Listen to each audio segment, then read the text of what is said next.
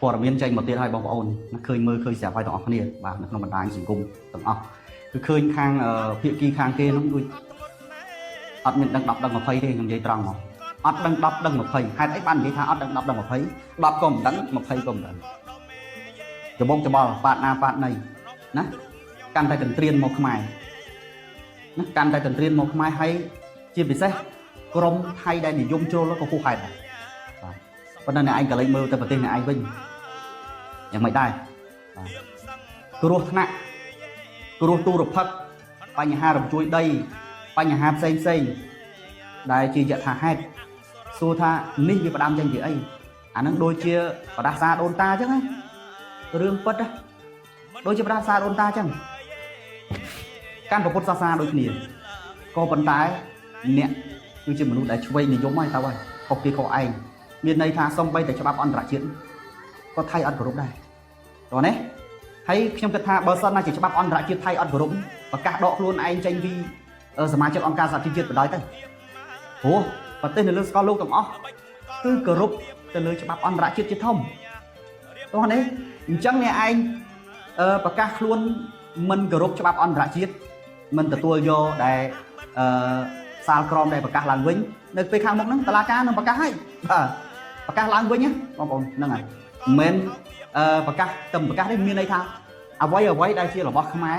មានចងក្រងរួចហើយក៏ប៉ុន្តែយើងដាក់ប្តឹងសំណើប្តឹងទៅនេះគឺដើម្បីឲ្យតុលាការធ្វើការបកស្រាយឬក៏ប្រកាសឡើងវិញចង់និយាយចេះហ្នឹងហើយខ្ញុំអស់សំណើចដែរទៅប្រទេសក្បែរខាងខ្ញុំឲ្យអួតប្រាប់សាសជាតិដតីសិតតែខ្លួនឯងនឹងថ្លៃធ្នូត្រឹមត្រូវណាហ្នឹងហើយសិតតែចេះសិតតែចុះប៉ុន្តែដល់ពេលបច្ចុប្បន្ននេះបង្ហាញកតុយបដ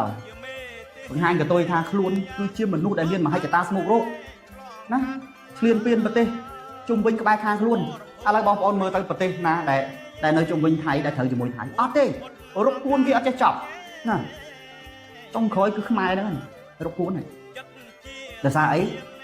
ប្រមាថទៅលើខ្មែរប្រមាថទៅលើបុព្វបរោះកន្លងមកនេះឯងចេះតែកន្ទ្រានយកដីខ្មែរបានស្រីចិត្តចង់យកទៅណាយកទៅហ្នឹងឆ្លាញ់កន្លែងណាចង់បានកន្លែងណាសម្លុតគម្រាមកំហែងដូចទង្វើដូចគ្រូហងៃហ្នឹងហើយបច្ចុប្បន្ននេះឃើញអ្នកឯងប្រមាថថ្នាក់ដឹកនាំកម្ពុជាសម្បើមខ្ញុំប្រាប់ខ្ញុំឃើញអញ្ចឹងខ្ញុំក្តៅក្រហាយខ្ញុំប្រាប់ផងខ្ញុំនិយាយត្រង់ក្នុងនាមខ្ញុំជាពលរដ្ឋអ្នកឯងប្រមាថមេដឹកនាំខ្ញុំអ្នកឯងប្រមាថអ្នកការពារប្រទេសជាតិរបស់ខ្ញុំប្រមាថពលរដ្ឋខ្ញុំពូជសាសន៍របស់ខ្ញុំមិនមែនតែសប្បាយចិត្តជាមួយអ្នកឯងទេហើយណាមួយអ្នកឯងបានបាញ់សម្លាប់ពលទាហានរបស់ខ្ញុំ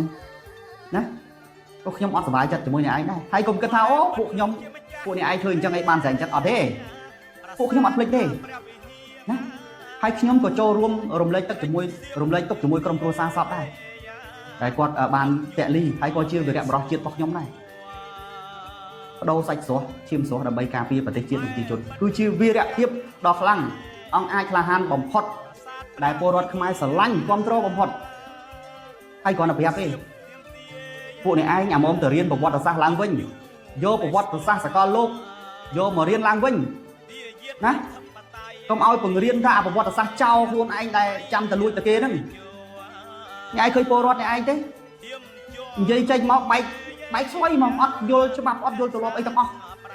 ក្រុមដែលជ្រុលនិយមរបស់អ្នកឯងគឺអត់យល់អីទាំងអស់ទេហ្មងច្បាប់ទម្លាប់ក៏អត់អីក៏អត់ដែរតាមអ្វីដែលខ្លួនឯងនឹកឃើញដល់គេនិយាយរឿងច្បាប់អន្តរជាតិតាំងភ័យលេខអាចលេខនោះមានន័យថាអ្នកឯងបង្ហាញចរិតថាអ្នកឯងគឺជាចោរបើអ្នកឯងជាសាសជាតិមួយដែលមានតម្លៃថ្លៃថ្នូរអ្នកឯងអត់ត្រូវប្រមាថគេអ្នកចិត្តខាងទេប្រទេសនៅក្បែរខាងអ្នកឯងអត់មានអ្នកឯងត្រូវជាមួយនរណាទាំងអស់ណាទៅប្រឆាំងជាមួយគេជុំវិញខ្លួនអត់ដែរចេះចងសម្ព័ន្ធមិត្តក្នុងនាមមិត្តភាពដៃគូសហប្រតិបត្តិការល្អអីទេអត់ទេរកគួនបញ្ហានយោបាយក្នុងប្រទេសខ្លួនឯងមិនព្រមដោះស្រាយខ្លួនឯងបែរជាបកអរិយភាពជាមួយនៅប្រទេសក្បែរខាងលទ្ធផលដែលអ្នកធ្វើបែបនេះណាវានឹងឃើញនៅភាពអាក្រក់ថ្ងៃណាមួយតាមទង្វើអាក្រក់ដែលអ្នកឯងកំពុងតែធ្វើហ្នឹង